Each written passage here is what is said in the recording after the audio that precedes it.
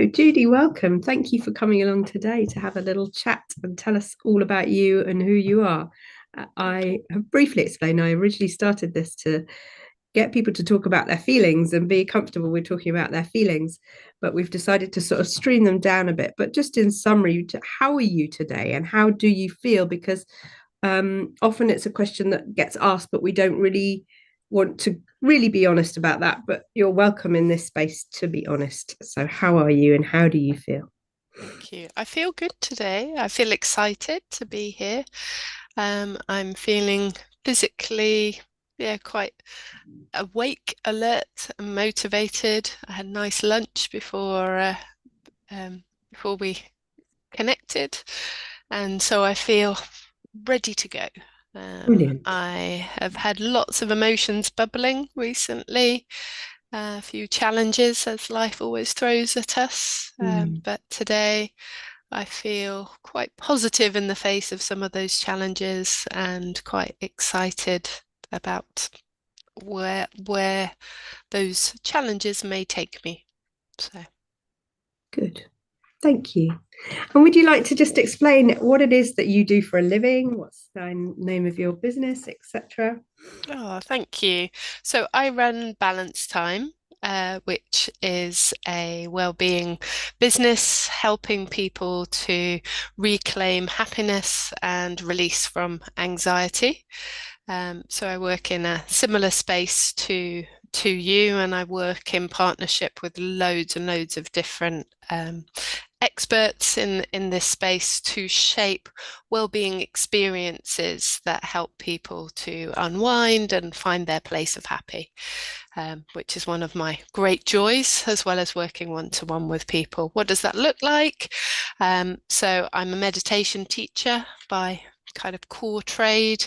I've added to that shamanic healing, Reiki mastery, but before I even stepped foot in the well-being world, I worked in communications and PR, and I still have one foot in that world, working part-time with clients, but predominantly in the well-being space. And through that, there's this curious Venn diagram where the two meet.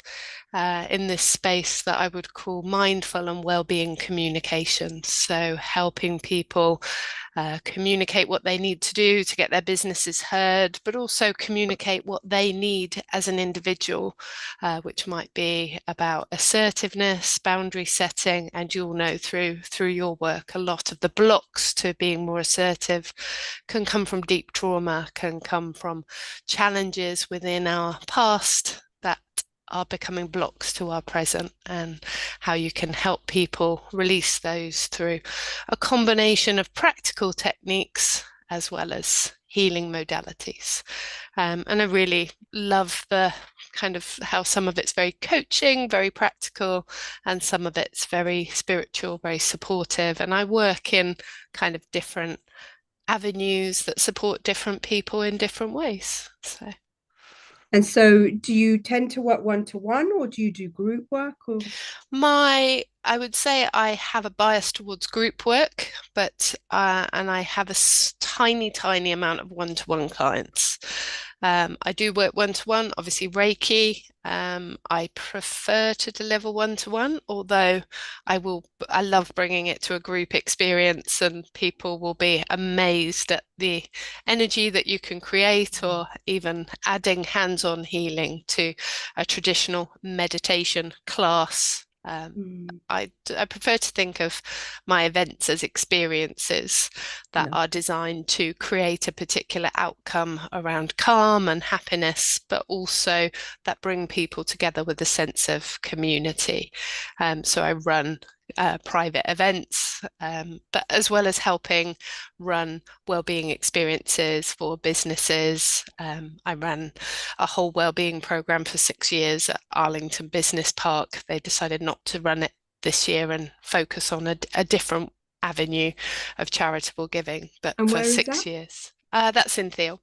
Mm. Um, and other places that I've helped, but that was, yeah, it wasn't me there every week. It was working with lots of different practitioners, bringing different fun things to lighten the load of their work. and get people thinking differently. We've obviously got mental health awareness, coming up, Mental Health Awareness Week next week. A lot of people talk about it, but sometimes it's lip service and Mm, it's not mm, fully practiced. And like you said, that question, how are you? mm, Recognizing that to listen to the answer takes time. And mm, you've got to be in the right space to hear the answer. You've got to be in the right space to be honest with yourself mm. about the answer and what's going on for you. So yeah, I really And there's a enjoy sense of that vulnerability with mix. that as well, too, isn't there? Yeah. Absolutely. And the strength that comes from our vulnerability. So I Mm, love helping people through anxiety, and group work is probably one of my greatest passions. But I do have a small amount of one-to-one clients. I try not to take too many so that I really deliver a very quality service for those one-to-one clients that I have, and they really get the support that they need. And I sometimes find, you probably find the same, that I'm a catalyst to big things that need to shift. Sometimes I'm helping them through a particular challenge, series of stresses with very practical tools and techniques. Sometimes it's something in between the two. Yeah, it's very enjoyable. But group dynamics is really interesting because you facilitate that space where people learn to support each other and you build that connection and you remind people, which I think we did learn a bit in lockdown, the importance of that connection that we'd forgotten, and actually what happens when we connect to someone who we don't know often, and then you build a community over time that can be sometimes become great friends.